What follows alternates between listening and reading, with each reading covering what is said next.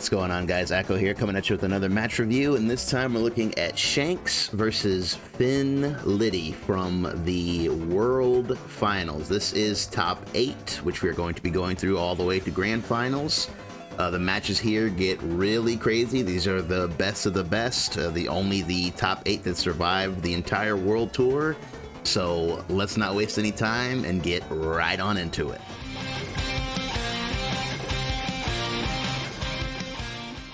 So these are two players that need no introduction. They're both fan favorites, both top tier players, and this is a great match.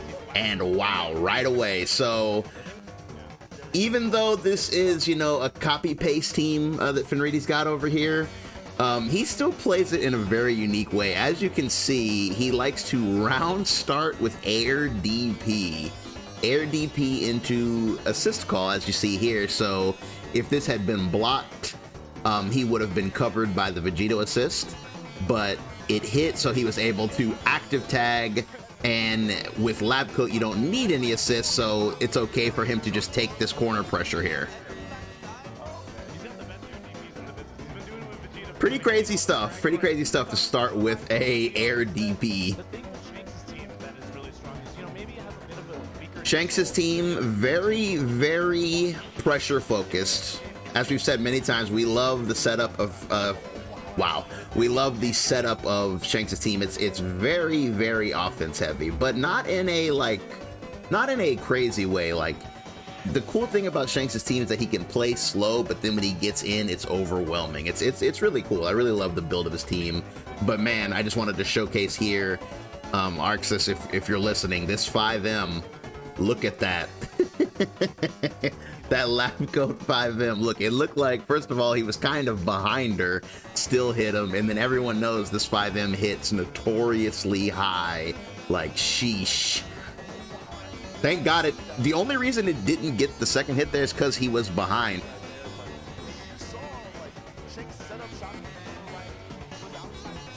Optimization station, you know, Fenritti has those.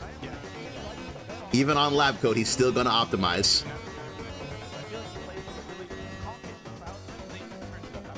Oof, I like the use of the 2S. Ooh, nice. Using Ki Blast in this way to pressure your opponent is so nice, because if they do decide to try and reflect, it does create like a huge trap there, because this ended up being an unsafe reflect because he was still in the block string of the Ki Blast. So that's why in a lot of situations, it is better to poke with a Ki Blast than an actual button, because not only will a cross-up Ki Blast beat a 2H, but it leads to this situation here as well. The only thing Fenritti could have done about this is Super Dash, but I mean, that's so risky. And 6 bars, so you know what's going to happen here. Level 3 mix. Cell's greatest strength as a character now is this level 3 mix. Oh man, so this was a don't forget, Fenritti is a Cell master himself, so he knows the mix, and even though this mix is so crazy, he still was able to reflect it. But what saves, this is actually punishable. If you reflect it like this, you get a free, you know, punish or whatever you want. But he did cover it with an assist, because this mix-up with Cell, as powerful as it is pretty costly, because first of all, you need the 3 bars, and then you need half a bar to do the spin, and then you need an assist to actually, you know, get a combo or get pressure after this. So even though it's basically impossible to block, it is very costly.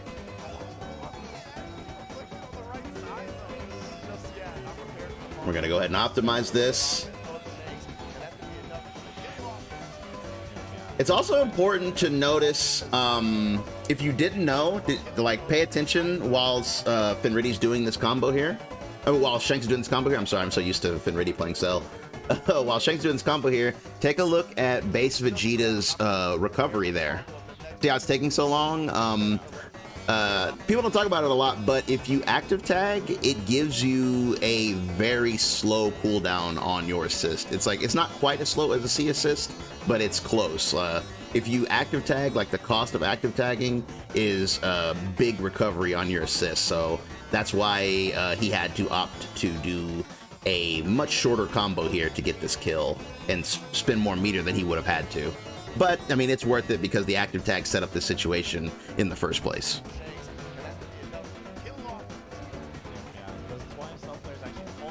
That'll do it.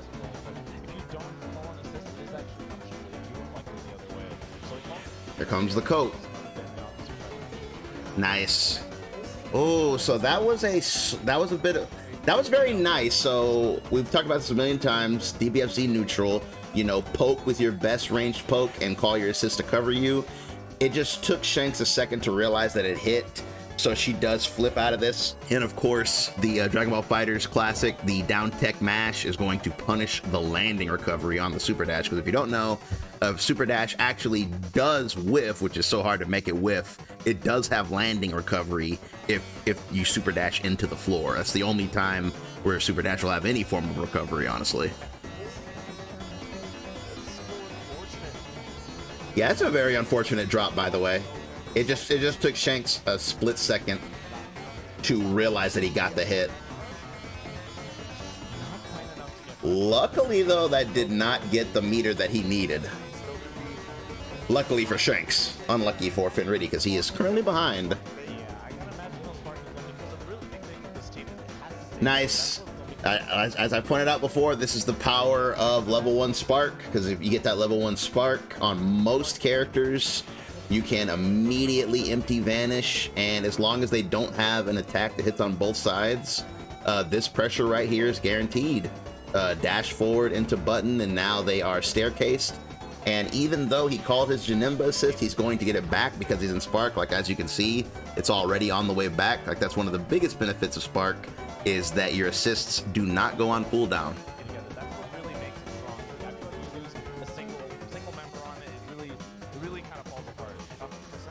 Fenritti's weathering that storm, and he gets the hit immediately. Defensive Spark, it is one of the most powerful tools in the entire game. That's why you only get one of them, because it's so powerful. I like the round start there, because Fenritti's kind of been, you know, controlling the skies. So Shanks is like, I'm just going to go in, and he uses Rolling Crush and then calls Janemba to cover himself. I like it. Ooh, still in Spark. Sparked up characters, notoriously hard to block.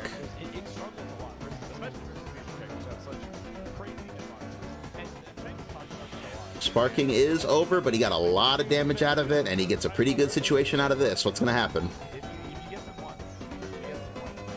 Ooh, unfortunate. Unfortunate.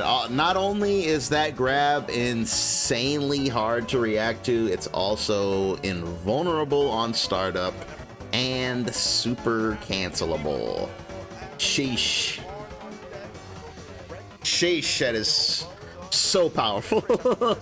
Just so powerful. Like, usually in any fighting game ever made, the risk, oh my goodness, the risk of doing a command grab is the fact that the opponent might mash on you. But Lab Coat doesn't have to worry about that.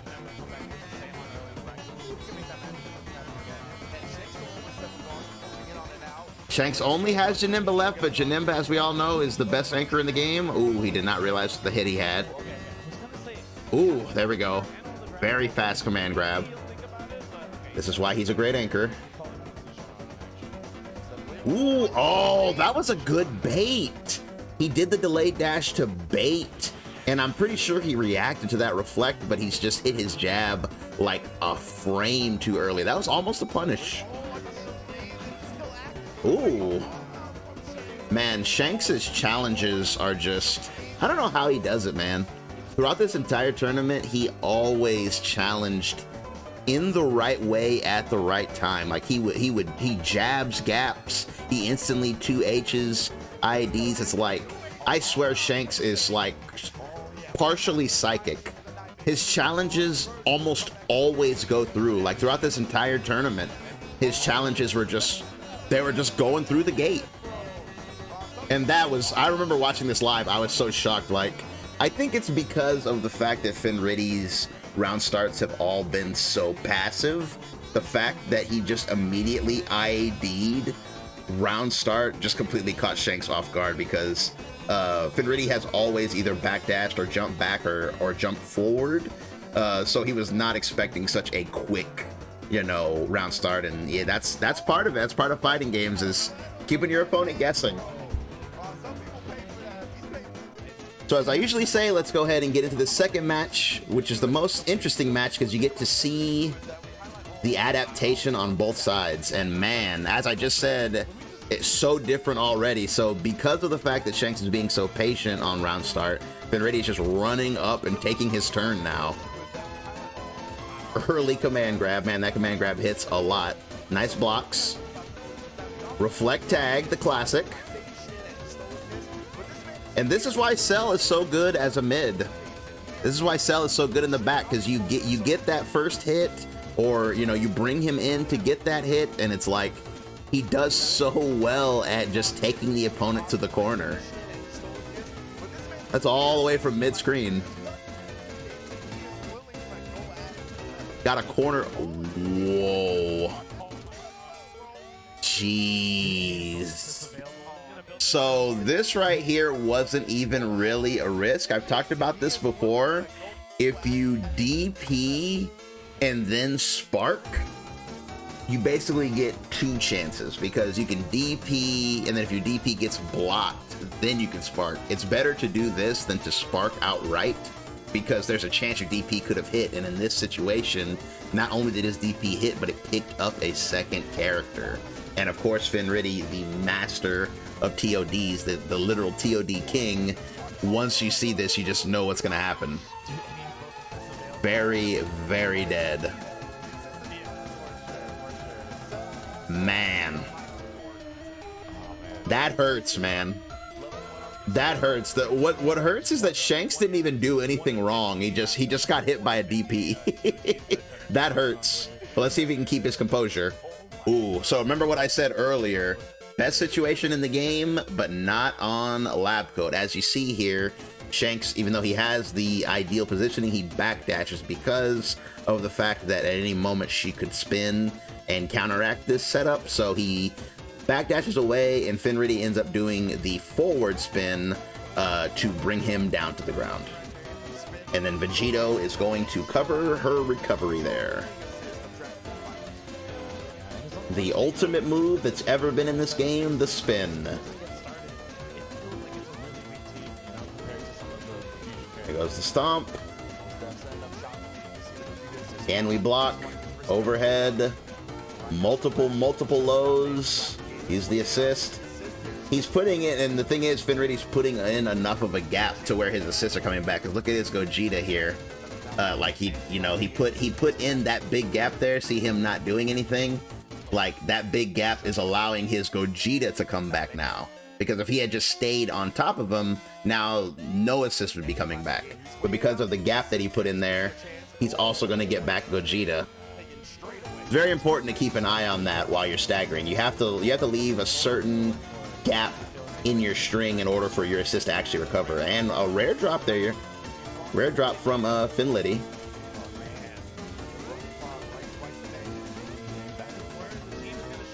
He's got plenty of meter here to mix, but as I mentioned earlier, he does not have an assist though. You do need the assist for this.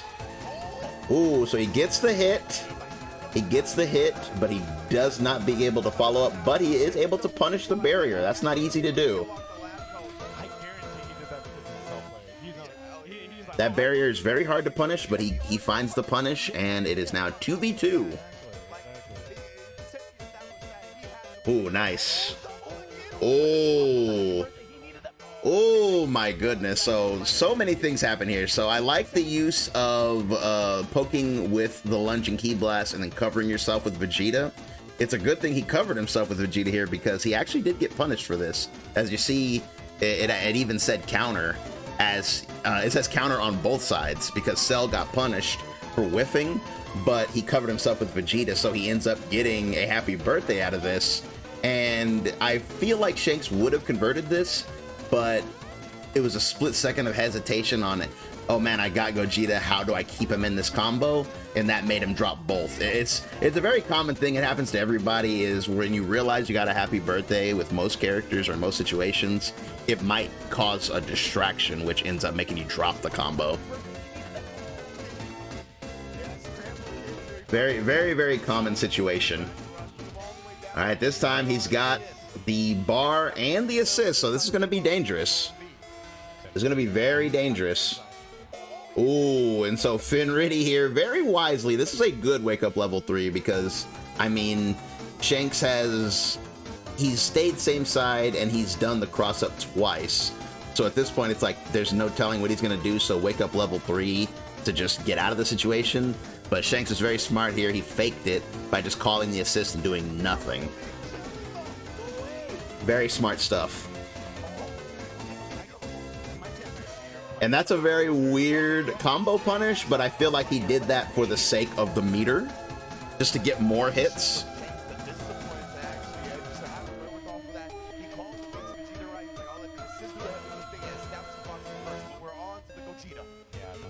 Oh, nice. So I feel like this is something that gets forgotten, is that Cell has his own reversal with, you know, his own omnidirectional reversal with, you know, the barrier super.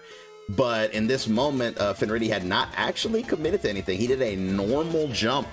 If he had done an IAD, he would have got hit, but he did a normal jump. I don't know if it ate his input or if he really intended to do a normal jump, but yeah, he was not punished. And then here he thought that his 5M was going to send Cell into the air, which was incorrect. And they scramble for a second, and Fenritti actually gets the punish anyway. That was very weird. Very weird situation on both sides.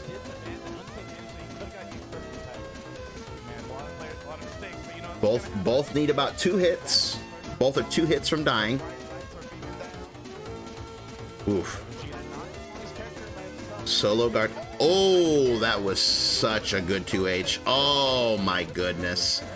Oh my goodness. See, that's Shanks' greatest weakness, is that he is known for dropping combos under tight pressure situations. Like, man, this definitely could have been a kill. A 2H limit break with that much meter could have been a kill, but that is one of Shanks' greatest weaknesses.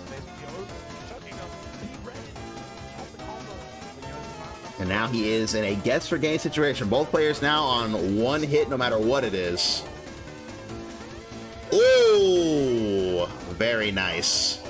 Very nice. That was so sneaky too. Like, he covered himself with the 2S and then did the knee drop. Like, wow.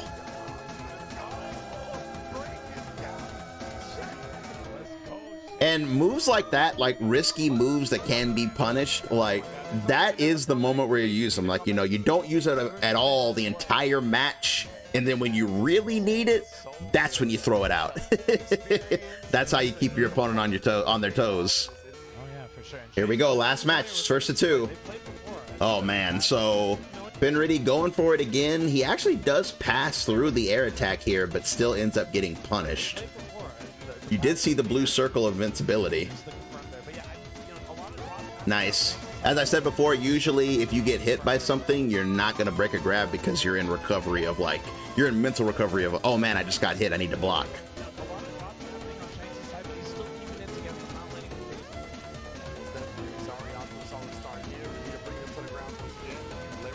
Oh my god. That is insane. So he wakes up with the DP and it hits on both sides. Once again, as I said before, DP into Spark is a very good option. And I mean, this is, wow. Wow. That's not going to hurt, but it's going to build an absurd amount of meter. Like, absurd. Oh my goodness. The 5H beating the raw tag. Shanks has been raw tagging a lot in this set. Oh my god. Jesus, this all came from a 5H, by the way. A 5H that beat a tag is what started this. Jesus, 1%. 1%. All hell is breaking loose. Bring the man down. Level 3. Get some good mix off of this. Oh my god, that was so ambiguous. That was so ambiguous. He whiffed the knee drop, landed, and then dashed up, did a button, but oh man. That's so unfortunate. Shanks had already committed to a block string and did not realize that he got the hit. His button was just a little bit late. Oh, that's unfortunate. He did such a good mix up there too, but did not get to capitalize. That's heartbreaking. That's heartbreaking.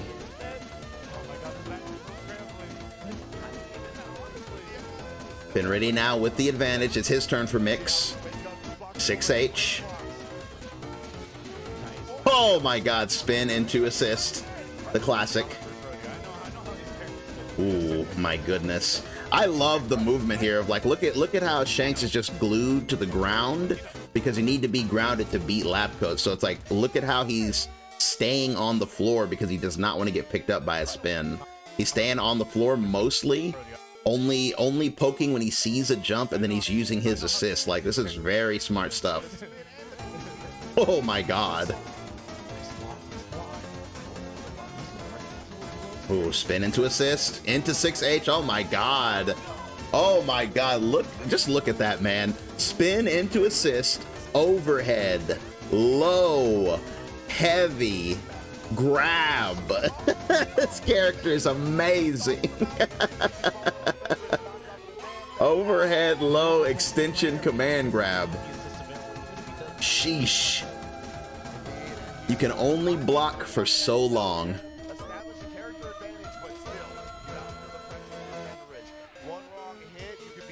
Ooh, careful, careful, careful. Good pick up there. Just gonna take this extension. What's the Oki gonna be? Get some health back. Ooh. The cross up, overhead. Oh my god, cross up again.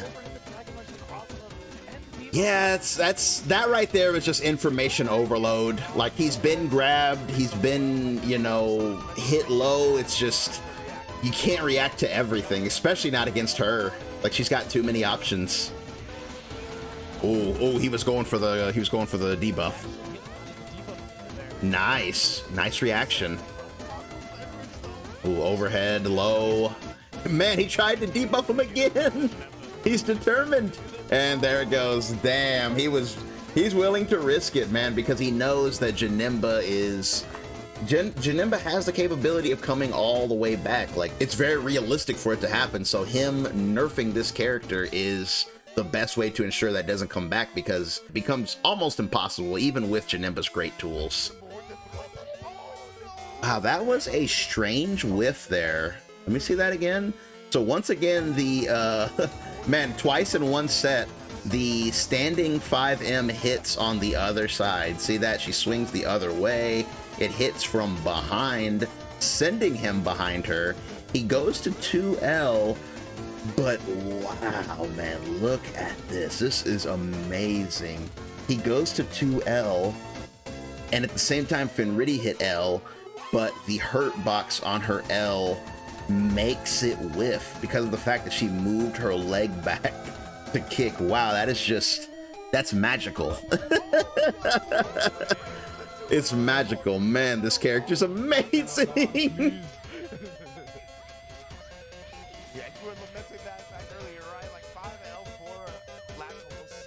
What can we do? My man Shanks is in trouble. Oh, there it goes again. Another one. Nice reactions. He's still in there. Oh, another drop. Oh, and another debuff grab. Yeah, this was a pretty rough end to an otherwise very close set. Like, once the Janemba got nerfed, things just started to really go downhill. From that point on, it's basically just back-to-back command grabs that got him off the screen. However, I feel like the turning point was this moment right here where Shanks does not get the pickup after landing this level 3 mix-up. I feel like if he had actually gotten the combo here and killed Vegeta and taken that character momentum, things would have been a lot different. But as you can see, that's not how things go. And again, one of the worst things you can do in this game is to drop a combo, because usually when you drop a combo, the first thing that's going to happen is a scramble, and then, as we all know, in a scramble, literally anything can happen. And that is going to bring us to the end of the video. Very, very good match, even though the ending seemed a little one-sided. Very, very good match. It was definitely coming down to the wire most of the time. Lots of good plays on both sides. Lots of great execution for the most part. It's players like these two that really make, you know, tournaments fun to watch. Just, you know, the high level of play, the execution, the decision making. It's always great to see. But either way, that's going to bring us to the end. Thanks so much for listening. This is only the first match of Top 8, and we are going to go through the whole thing, so don't forget to subscribe so you don't miss the next one. Be sure to leave a like if you enjoy these match reviews, and I will catch you fellas next time. Peace.